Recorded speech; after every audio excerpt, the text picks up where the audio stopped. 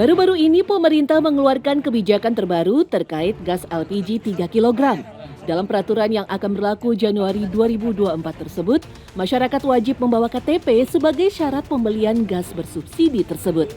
Kementerian Energi dan Sumber Daya Mineral juga menyebutkan bahwa nantinya pembelian gas 3 kg hanya bisa dilakukan oleh masyarakat yang terdata di sistem PT Pertamina. Kebijakan ini disebut pemerintah sebagai salah satu komitmen agar penyaluran gas subsidi tepat pada sasaran. Yang menjadi pertanyaan kemudian, bagaimana cara pemerintah mendeteksi pedagang gas nakal yang kerap menyuntik isi gas sekaligus mengurangi isinya? Oh ya pernah sih, itu kenapa kayak gas suntikan kayak gitu sih. Pernah itu cuman baru 3 hari 2 hari udah habis. Meski pemerintah dan aparat hukum telah memperketat pengawasan terhadap agen penjual gas, kecurangan tersebut masihlah ada. Bahkan dalam beberapa waktu terakhir, berita mengenai penggerebekan pangkalan gas yang melakukan praktek curang masih terus ada. Fakta ini membuat kami ingin tahu bagaimana sebenarnya kelompok ini bisa terus beraksi. Kami bertemu Bagas yang mengaku pernah bekerja di tempat pangkalan gas sekaligus melakukan kecurangan berupa pengoplosan gas.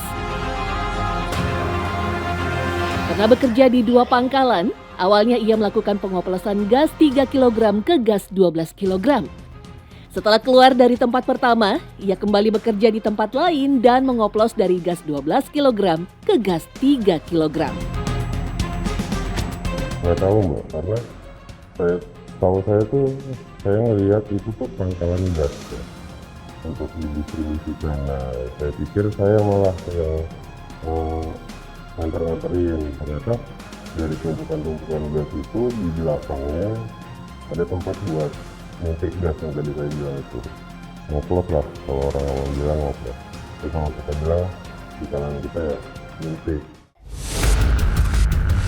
Nyaris tak punya pesaing sebagai bahan bakar utama, pengoplosan gas ini memang tak main-main keuntungannya. Dalam seminggu, ia bisa mengoplos hingga 60 tabung gas 3 kg dan mendapatkan keuntungan hingga 7 juta rupiah per bulannya.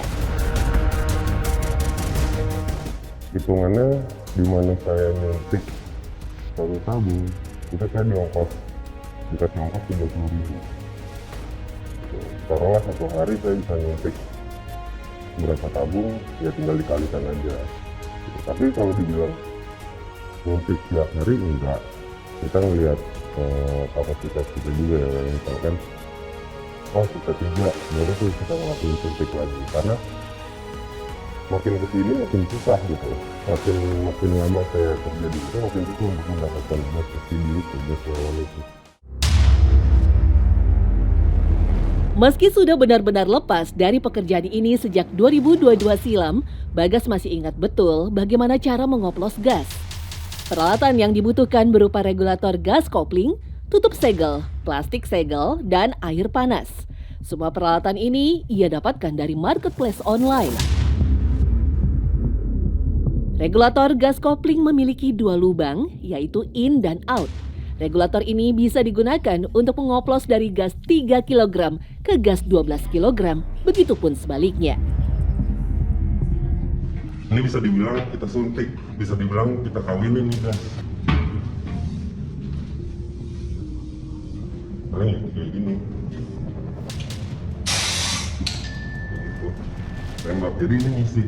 Kalau temen-temen biasanya feeling. Kalau mau 12 ke 3 tinggal kita balik regulatornya ini. Ini kayak gini sih. Bagas menuturkan dari 1 tabung gas 12 kg, dia bisa mengisi sampai 12 tabung gas 3 kg. Artinya isi dari gas melon pun tak sampai 2 kg. Bagas berani melakukan hal itu karena yakin bahwa pembeli tak akan pernah menimbang gas yang ia beli. Kalau dari 12 gas buat ke 3 kilo gas melon itu bisa sampai 12 gas. Ya paling isinya tuh sebenarnya cuma sekilo lah. Sekilo atau sekilo lebih, nggak nyampe 2 setahu saya. Tapi untuk orang awam ya tahunya cuma beratnya doang. Setelahnya, gas yang sudah dioplos tinggal disegel menggunakan segel yang sudah disediakan dan jadilah gas nampak seperti baru. Segel ini nih, yang udah punya, gini aja udah. Mungkin. Tapi aman nih dalam air panas gini? Ya kayak gini sih Mbak emang caranya. Tuh, dapat segel-segel gini aja udah. Jadi kalau orang awam juga nggak kelihatan sih. Untuk harga per tabung gasnya, Bagas menuturkan tak pernah menurunkan harga pasaran. Hal ini dilakukan agar tak menimbulkan kecurigaan. Meskipun bekerja demi mendapatkan cuan yang menjanjikan, di dalam lubuk hati Bagas tetap ada sebuah kekhawatiran. Apalagi ia bekerja di tempat yang keamanannya tak terjamin. Feeling sama bener-bener tempatnya tuh harus tertutup. Karena bahaya Mbak, kematik api pun sedikit ya. Tuh resikonya ya itu yang tadi saya bilang saya alami. Kekhawatiran, rasa was-wasnya tuh bener-bener lah. Kerja nggak seberapa tapi was-wasnya luar biasa kan.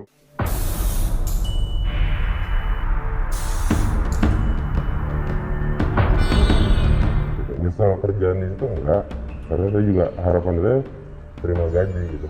Saya nggak mikir nanti pelanggan yang begini atau kayak gimana, komplain ke siapa, bukan ke saya komplain. Mungkin ke, kalaupun itu ketahuan mungkin itu apesnya. Tapi yang membuat saya nggak nyaman, ya kan nggak ada yang tahu kecelakaan kerja itu kayak gimana. Apalagi itu bahaya, maksudnya menurut saya pribadi saya mengaku itu di luar reaksi sih. Dan benar saja, pangkalan gas tempat bekerja terakhir pun akhirnya digerebek oleh aparat. Beruntung ia tak tertangkap karena sudah mengundurkan diri jauh dari sebelumnya. Kini, Bagas pun hanya memiliki usaha warung kecil saja. Udah ketahuan yang saya lihat sih kemarin itu sempat ngegerebek juga. Itu pun setelah jauh saya dapat kerjaan lain gitu. Nah, pada akhirnya satu tingkat kenyamanan yang udah nggak akan nyaman menurut saya dan kekhawatiran saya akan digerebek ya mungkin kejadian gitu. Selain hanya untuk 4 golongan yang berhak, gas subsidi sebenarnya memang tidak diperuntukkan untuk usaha dengan kriteria besar. Masyarakat yang berhak membeli hanyalah rumah tangga, usaha mikro, petani dengan luas pertanian maksimal 0,5 hektar, dan nelayan dengan kapal penangkap ikan berukuran maksimal 5 gross ton.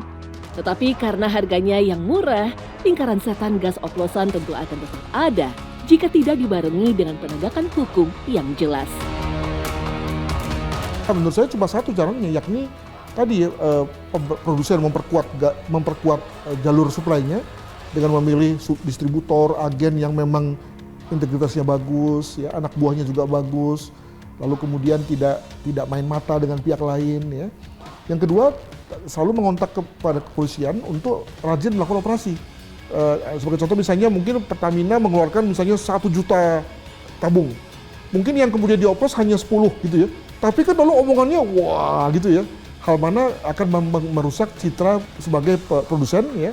Harusnya kemudian itu tidak terusak atau tidak tercemar menjadi tercemar.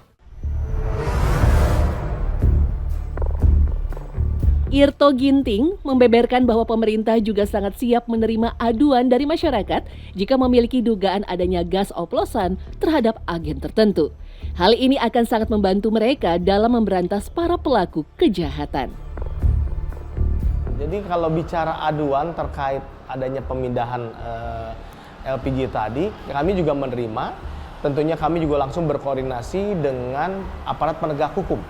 Jadi ketika kami menerima laporan ke 135 bahwa di daerah ini diduga ada upaya tadi pemindahan LPG dari yang subsidi dan non subsidi, kami berkoordinasi langsung dengan pihak kepolisian. Jadi laporan dari warga itu memang sangat penting. Kami mendapatkan laporan tersebut, tentu kami akan respons dengan berkoordinasi dengan aparat penegak hukum untuk mendatangi lokasi tersebut dan menangkap pelaku-pelaku atau oknum-oknum yang melakukan pengoplosan tersebut. Sebenarnya, pemerintah melalui Pertamina telah membuat segel berhologram yang oleh masyarakat bisa di-scan, lalu dilihat data dari mana gas tersebut. Sayangnya, segel itu hanya tersedia pada gas non-subsidi 12 kg. Sementara gas melon sendiri masih dijual dengan segel plastik biasa yang siapapun bisa menggantinya. Ini yang menjamin kualitas dan terjaminnya berat sesuai dengan yang kita tentukan gitu. Jadi ini tidak dioplos.